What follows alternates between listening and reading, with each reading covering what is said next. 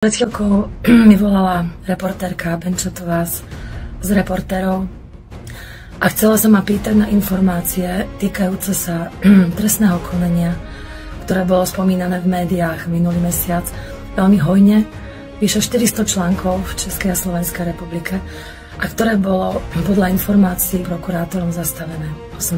októbra. My sme sa však dozvedeli z médií, z denníka N, bol tam rozhovor pani Jane Šikovej s pani Cirokovou.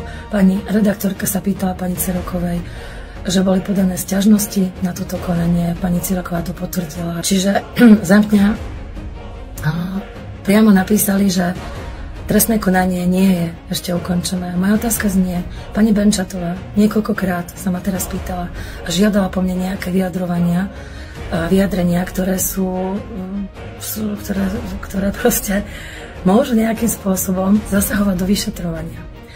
Dvakrát som jej povedala, že podľa týchto informácií z médií proste konanie pokračuje a ja budem proste dodržiavať zákony, pôjdem v súlade so zákonom, nebudem mariť a nebudem mariť vyšetrovania a nebudem zasahovať do vyšetrovania.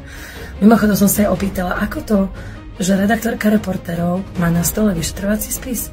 Ona mi odpovedala, že jej pristal na stole. A ja sa pýtam, je to úplne normálne, že vyšetrovací spis neskončeného trestného konania pristane na stole reportérky STV?